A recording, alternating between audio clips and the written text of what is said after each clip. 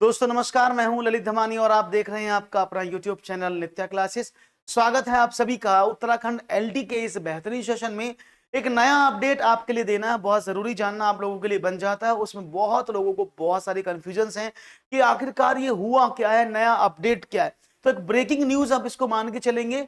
और ये नया अपडेट क्या है? पहला अपडेट तो यही है कि भाई जो आयु सीमा में छूट बढ़ी है, अब इस छूट का इंपैक्ट किन लोगों पर कितना पड़ने वाला है, इस छूट के आधार पर क्या आपको कुछ समस्याओं का सामना करना पड़ेगा। किसी के लिए प्रोज होगा, किसी के लिए कौन होगा, कोई उसमें फॉर्म नहीं भर पाएगा, किसी को मौका मिलेगा। ये कसम कसमें आप सभी लोग हैं, उस पर छोटी सी चर्चा आगे करेंगे। और सबसे बड़ी बात, क्या आपका एग्जाम अब जुलाई में नहीं होगा? ये एक बहुत बड़ा क्वेश्चन मार्क अब लग चुका है, क्योंकि कोर्ट में जब केस जाता है तो लंबा खींचता है। इन सभी प्रश्नों के जवाब आपको इस वीडियो में मिलेंगे। लगातार बने रहिए हमारे साथ और चैनल को अभी सब्सक्राइब कर ले, जिससे कि आपको लगातार हमारे वीडियोस के नोटिफिकेशंस मिलते रहें। टेलीग्राम का लिंक जो है वो डिस्क्रिप्शन में है, आप इसको ज्वाइन कर लें, जिससे कि आपको हमारे द्वारा दी गई सारी क्लासेस के नोट्स और पीडीएफ मिलते रहें। जैसे कि मैंने आपसे कहा, नोट्स पीडीएफ की बात करें, पेपर टोटल मिलाकर 2 पार्ट में है। तो पार्ट 1 की प्रिपरेशन सुबह 6:30 हम आपके साथ जुड़ते हैं। एक बार जल्दी से टाइम बता देता हूं आप लोगों के लिए। 6:30 AM पर आपको रीजनिंग और जीके का क्लास होता है। 9 AM आपको पेडागोगी का क्लास होता है। 2 क्लासेस आपके 2 घंटे के चलते हैं, जिसमें आपका पेपर 1 कंप्लीट कराया जाएगा। इसके बाद हिंदी के लिटरेचर की अगर हम बात करते हैं, हिंदी जो एलटी करेंगे उनका क्लास 11:30 और 4 बजे, और जो मैथ का करते हैं उनके लिए शाम को 6 बजे। तो ये क्लासेस सब सारी क्लासेस फ्री हैं, नो फी एट ऑल, कोई ऐप नहीं, सीधा यूट्यूब पर है।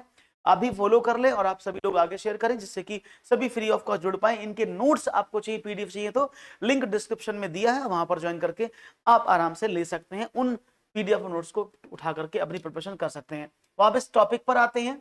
तो बात हुई यहां पर कि भाई यहां पर जो बात समझ में आई, तो उत्तराखंड एलडी में शिक्षक भर्ती में आवेदन की उम्र की कट ऑफ घटाई गई है। पहला न्यूज तो ये है। सबसे पहली न्यूज क्या है? कट ऑफ को किया गया है कम। अब ये कट ऑफ क्या है उस पर भी बात करेंगे। क्या है? उत्तराखंड हाई कोर्ट ने एलटी आयु सीमा की कट ऑफ को घटाकर 1 जुलाई 2023 कर दिया। इसका मतलब क्या है? इसका मतलब ये है कि पहले कट ऑफ कुछ और थी। तो कट ऑफ का मतलब क्या है? आपकी आयु की गणना। कट ऑफ का सीधा मतलब क्या है? आपकी जो एज है फॉर्म भरने की, उसकी गणना करने की जो तिथि है वो 1 जुलाई 2023 हो गई है। पहले क्या थी? ये 1 जुलाई 2024 थी। इस पर चर्चा करेंगे डिटेल में भी कि इसका क्या प्रभाव पड़ा है, इससे क्या नुकसान हुए, क्या फायदे हुए, इन सब पर चर्चा करेंगे। और इसमें क्या था का अंतरिम आदेश दे दिया गया है। विज्ञप्ति में आयु सीमा की कट ऑफ पहले 1 जुलाई 2024 थी, अब वो 2023 कर दी गई है। इसका क्या फायदा होगा बताएंगे।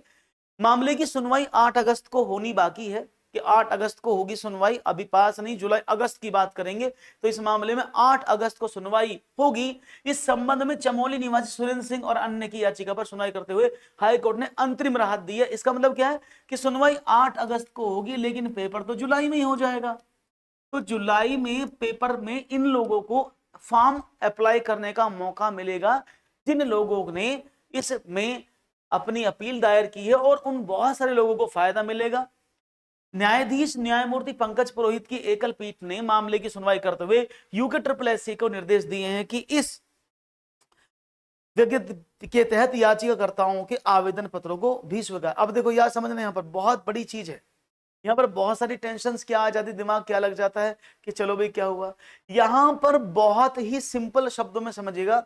याचिकाकर्ताओं, ये मतलब क्या है? इसका मतलब ये है, ये सभी के लिए नहीं होगा, पहली बात तो ये समझ लें, और ज्यादा इस पे इंपैक्ट भी नहीं पड़ेगा। ये सबके लिए होता तो प्रॉब्लम हो जाती। याचिकाकर्ताओं, तो इसमें थोड़ा सा ये झोल झाला जो हो रहा है, न्यूज को सही से नहीं आपने सुना है तो सुन लीजिएगा। याचिकाकर्ताओं का मतलब क्या होता है? जो सुरेंद्र सिंह जी हैं और उनके साथ जितने लोगों ने आवेदन में इस याचिका पर अपने नाम लिखाए हैं, इस लिस्ट में जिन लोगों के नाम है, सिर्फ उन्हीं को मौका मिलेगा, बाकी किसी को मौका नहीं मिलेगा। ये स्पष्ट शब्दों में सुन लीजिएगा कि जिन लोगों ने ये केस फाइल किया है, याचिका दायर की है, सिर्फ उन्हीं लोगों को आवेदन करने की अनुमति मिलेगी। पहली बात तो यह, इसका सच समझ लो, ये सभी के लिए नहीं है। ठीक है ना, कि अभी सोचें सर ये तो सबके लिए है, हमारे लिए भी है, तो इसको पहले ध्यान पूर्वक समझें चीजों को, तब बात करें। तो याचिकाकर्ताओं के आवेदन को स्वीकार करने की बात की गई है, जो सुरेंद्र सिंह जी और उनकी साथ में याचिकाओं की लिस्ट में जिनके नाम है। ठीक है ना। इसके बाद क्या है, इस परीक्षा में शामिल होने के लिए आवेदन की अंतिम तिथि 12 अप्रैल है, तो इसलिए 12 अप्रैल तिथि है, तो 12 अप्रैल में आपको फिल करना है। तो ये जो स्पेशल नोटिस निकला है, ये सुरेंद्र सिंह और उनके साथियों के लिए निकला है। बाकी इसका एग्जाम पर क्या प्रभाव है आगे बताएंगे। याचिका में कहा गया है कि आयोग ने 14 मार्च को एलटी का, इन्होंने क्या बात कही कि सर 14 मार्च को 24 को एलटी के रिक्त पदों की भरने की विज्ञप्ति जारी की गई थी। विज्ञप्ति में यह शर्त रखी गई थी कि आवेदन करने वाले अभ्यर्थी को 1 जुलाई 2024 के आधार पर की जाएगी। उन्होंने कहा कि आयु सीमा की गणना कट ऑफ 1 जुलाई 2023 के आधार पर होनी चाहिए, क्योंकि हम तो आउट ऑफ डेट हो जाएंगे, हम तो बाहर निकल जाएंगे इससे। तो इसका मतलब क्या हुआ, आयोग ने उनकी बात मानी और उन्होंने कहा कि सहायक अध्यापक रिक्त पर रहे पद पर विज्ञप्ति जारी होने की तिथि के पहले के इनके केस हैं, यानी जब उनकी याचिका उनकी पहले की है, रिलीजिंग बाद में हुई है, इसके बाद विज्ञप्ति जारी हुई है, यानी जो नोटिफिकेशन 14 मार्च को आया उन्होंने अपनी अर्जी उससे पहले दी हुई थी, इसलिए वजह से इस भर्ती में परीक्षा के लिए वो अपात्र हो गए हैं। उन्होंने ये कहा है, तो हमें मौका दिया जाए कि हम इस पर जुड़ें। अब यहां पर क्या है, अकॉर्डिंग थोड़ा सा एनालिसिस कर लेते हैं, हालांकि अभी आपको डाउट खत्म हो गया होगा कि करना क्या है। अकॉर्डिंग टू कट ऑफ क्या था, जर्नल के 21 से 42 ईयर का जो है मौका दिया गया है। याद रखना ये जनरल के लिए है 21 से 42। इसका मतलब क्या है, इसका मतलब है कि जो लोग 1 जुलाई 1982 को पैदा हुए उन वो इसमें अप्लाई कर सकते हैं, उनकी अधिकतम सीमा है।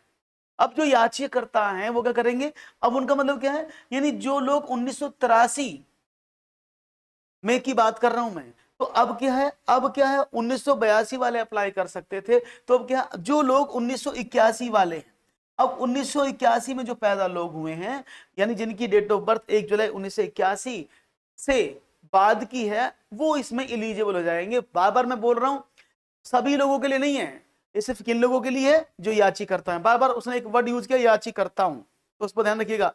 तो इसका बहुत बड़ा फर्क नहीं, बहुत बड़ी लिस्ट होगी नहीं, ज्यादा बड़ी लिस्ट होगी तो बहुत अच्छी बात है, फिर भी उन याचिकों के लिए बहुत मौका है सुनहरा कि वो करेंगे। इसमें जो लोग दिव्यांग हैं या कोई डिपार्टमेंटल है, उनके लिए 5 साल की छूट है, दिव्यांग के लिए 10 साल की है, एक्स आर्मी के लिए 3 साल की छूट है। हालांकि इसमें जो लोग नए हैं, अब यहां पर एक बड़ा दिमाग में क्वेश्चन हो रहा होगा कि सर अगर ये जो गणना की जाएगी, ये जो गणना की जाएगी अगर 1 जुलाई से की जाएगी, तो इस बात को समझने का प्रयास करें। तो जो लोग 21 वर्ष के 2024 के अनुसार हुए हैं, जो 21 वर्ष के 2024 के अनुसार हुए हैं, वो तो 2023 में 21 साल के नहीं थे, तो वो तो फॉर्म से बाहर हो जाएंगे। तो घबराइएगा नहीं, कोई बाहर नहीं होगा, क्योंकि ये रूल जो लोग वैलिडेट हैं उन पर तो है ही नहीं, ये सिर्फ उन लोगों के लिए दिया गया है जिन्होंने ये पिटीशन फाइल की है। बात समझ में आ गई।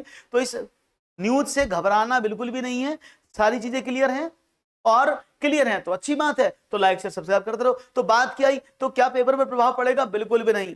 हाँ, फिर पेपर कब होगा, ये भी तो क्वेश्चन है। देखिए जुलाई में हमें मिला है नोटिफिकेशन कि जुलाई में आपका पेपर होना तय है, यह बात आपको पता है।